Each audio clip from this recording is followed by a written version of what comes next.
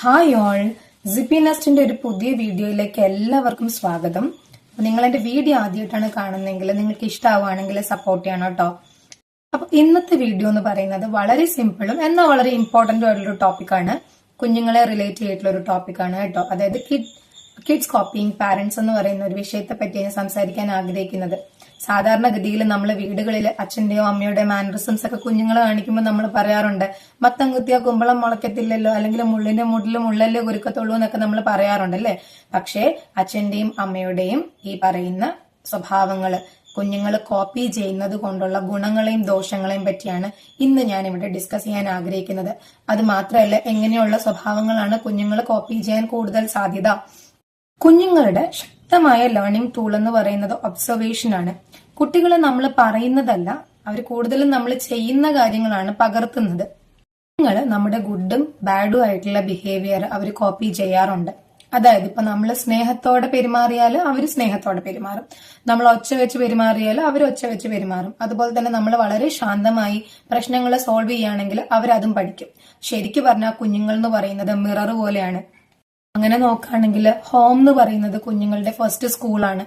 കുഞ്ഞുങ്ങൾ അവിടെ കോപ്പി ചെയ്യാൻ സാധ്യത ഉള്ളത് എന്തൊക്കെ കാര്യങ്ങളാണെന്ന് ചോദിച്ചാൽ, അച്ഛനും അമ്മയും തമ്മിലുള്ള സംസാരം, നമ്മൾ മറ്റുള്ളവരോട് കാണിക്കുന്ന ബഹുമാനം, കിച്ചണിൽ നമ്മളെ ഹെൽപ്പ് ചെയ്യുന്നത്, ഇതൊക്കെ തന്നെ കുഞ്ഞുങ്ങൾ കോപ്പി ചെയ്യാൻ ശ്രമിക്കും. നമ്മൾ സ്ട്രെസ് ഹാൻഡിൽ ചെയ്യുന്ന വിധം, നമ്മൾ ഫ്രസ്ട്രേഷൻ എക്സ്പ്രസ് ചെയ്യുന്ന രീതി, നമ്മുടെ ടോണ്, സംസാരിക്കുമ്പോഴുള്ള ടോണ്, ഇതൊക്കെ തന്നെ കുഞ്ഞുങ്ങൾ അബ്സോർബ് ചെയ്തുകൊണ്ടിരിക്കുകയാണ്. അപ്പൊ പാരന്റ്സിന്റെ ആറ്റിറ്റ്യൂഡ് തന്നെയാണ് കുഞ്ഞുങ്ങളുടെ ആറ്റിറ്റ്യൂഡായിട്ട് വരിക. നാം പറയുന്നതൊന്നും ചെയ്യുന്നത് മറ്റൊന്നും ആയാൽ കുഞ്ഞുങ്ങൾ കൺഫ്യൂസ്ഡ് ആവും. കുട്ടികൾ എപ്പോഴും കോപ്പി ചെയ്യുന്നത് ആക്ഷൻസിനെയാണ്, അല്ലാതെ വേർഡ്സിനെ അല്ല. അതുപോലെ തന്നെ if you want A respectful children, B A respectful parent first.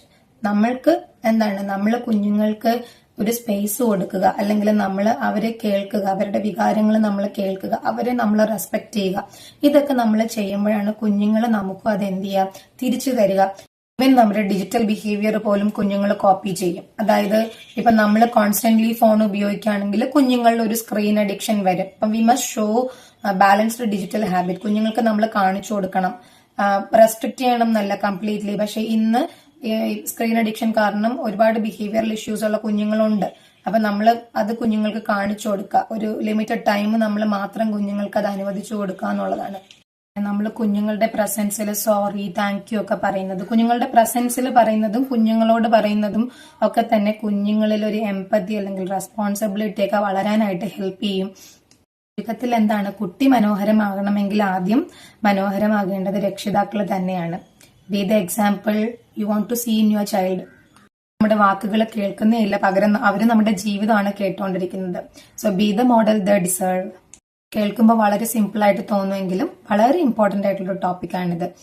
നമ്മുടെ സ്വഭാവത്തിലുള്ള നെഗറ്റീവ്സ് ഒരിക്കലും കുഞ്ഞുങ്ങളെ കോപ്പി ചെയ്യാണ്ടിരിക്കട്ടെ. അവരുടെ ബാല്യകാലം ഏറ്റവും മനോഹരമുള്ളതാക്കൂ. അവരുടെ സ്വഭാവത്തിൽ എന്തെങ്കിലും മാറ്റം വേണമെന്ന് നിങ്ങൾ ആഗ്രഹിക്കുന്നുണ്ടെങ്കിൽ നിങ്ങളുടെ സ്വഭാവത്തിൽ നിങ്ങൾ ആദ്യം നല്ലൊരു മാറ്റം വരുത്തിയെടുക്കുക എന്നുള്ളതാണ്.